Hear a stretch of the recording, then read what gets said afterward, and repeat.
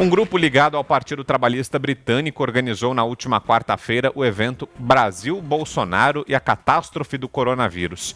E recebeu, segundo os critérios deles, lideranças políticas de destaque, como a ex-presidente Dilma Rousseff, o ex-líder do Partido Trabalhista Britânico Jeremy Corbyn e até o editor do Intercept Brasil, Glenn Greenwald.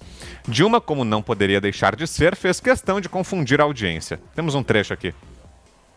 A crise econômica e as características sociais da sociedade sobre a qual a pandemia atingiu, ou seja, o planeta inteiro.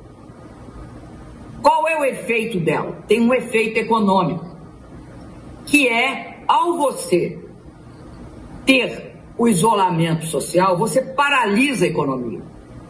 A paralisação da demanda e a ruptura das cadeias de produção provocam uma grande crise econômica. O que os países têm de fazer? Saber que isso vai acontecer e que qualquer pensamento que coloca ou fecha a economia ou abre é um pensamento doentio e maluco. No final de semana, a empichada voltou a usar o de um mês castiço. Vou ler a frase para vocês. As Forças Armadas ocupam no Executivo, através de uma presença maciça, um papel estratégico, porque funcionam como substitutos à inexistência de um partido que dá sustentação ao Bolsonaro e lhe forneceria os cargos dirigentes. Ô Augusto, vou repassar para você a pergunta que está aí na tela. Entendeu o que a Dilma falou? Deu para entender, Augusto? Olha, vamos lá.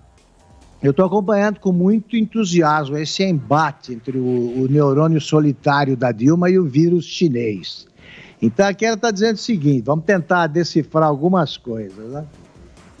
Eu gostei das também, características sociais da sociedade, que é o planeta inteiro. Não é uma coisa fácil de decifrar, né? Quais são as características sociais que interferem nisso do planeta inteiro.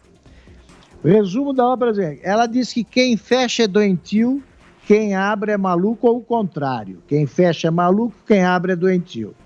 Diante do impasse, de um impasse desse porte, o que você tem de fazer? Nada. Só que se você não fizer nada, a economia fica aberta onde está aberta e fica fechada onde está fechada. Aí volta ao dilema. É coisa de maluco e de... Doente. Ou doentio, né? Ou doentio. Então é o seguinte, a Dilma Rousseff, ela está mostrando com essas duas frases que o Brasil não precisa se preocupar tanto com o coronavírus, não. Porque quem sobreviveu durante 5 anos a esta coisa que apareceu aí na tela, mas é claro que encara qualquer pandemia. Fácil. Diga aí, Zé.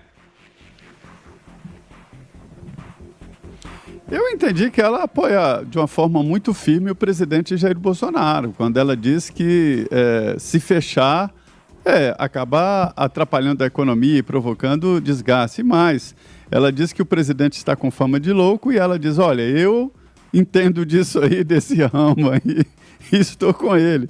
Então, o comportamento dela é todo nesse sentido. Acontece o seguinte, a coisa não é tão simples assim.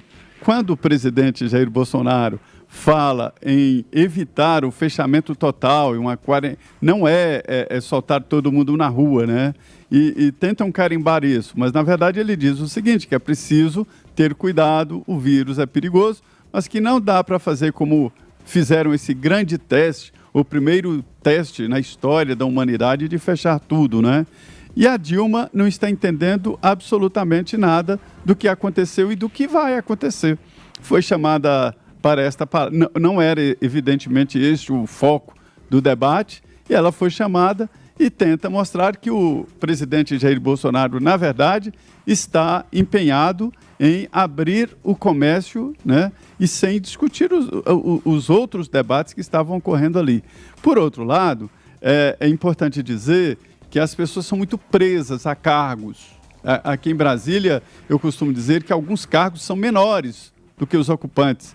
Quando é isso? É quando você nota que a pessoa tomou uma importância, o cargo acaba ficando importante porque aquela pessoa é boa, aquela pessoa é importante. E ao contrário também acontece. Nós nos acostumamos com a pequenez da Dilma Rousseff, que ocupou o maior cargo aqui no Brasil, presidência da República, mas ela é pequena para o cargo. Lá fora, quando se diz ex-presidentes da República, é claro que eles vão dar uma importância que ela não merece, que ela não tem. Diga aí, Fiuza. Vitor, isso em primeiro lugar mostra a categoria do evento, né? Quer dizer, você tem um evento que parece ser um chamado humanista, né? Para denunciar aí um ato brasileiro contra a saúde pública, né? Para fingir, então, que existe aí um fórum de defensores da vida contra um fascismo que está saindo na rua para matar todo mundo, né?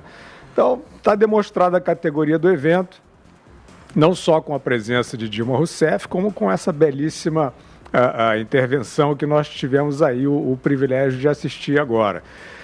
Ela, de fato, conseguiu não dizer nada ali, mas eu vou arriscar, vou ser muito ousado aqui para tentar arriscar uma interpretação, dizendo que acho que o que passou pela cabeça da Dilma Rousseff foi um falso dilema que de fato existe e que de uma maneira terrível dominou e tem dominado, né, toda essa floresta de mal-entendidos que acompanham a maneira de enfrentar essa pandemia, que é a questão do falso dilema entre economia e vida.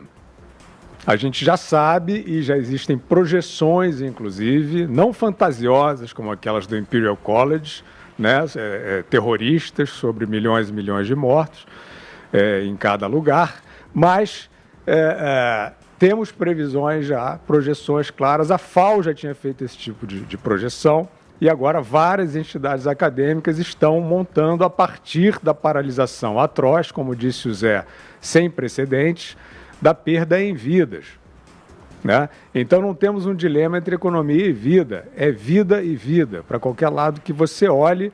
Eu acho que a Dilma arriscou ali uma tentativa de falar que isso é um falso dilema, mas eu confesso, Vitor, que dessa vez o Zé maliciosamente disse que ela está defendendo o Bolsonaro. Eu confesso que dessa vez não entendi, naquele fórum em que ela estava, né, que seria até mais ou menos fácil você sair com uma demagogia fajuta qualquer dessa, dizer fique em casa e considere que está tudo resolvido dessa maneira, o que é a grande mentira, né, disso que a gente está vivendo.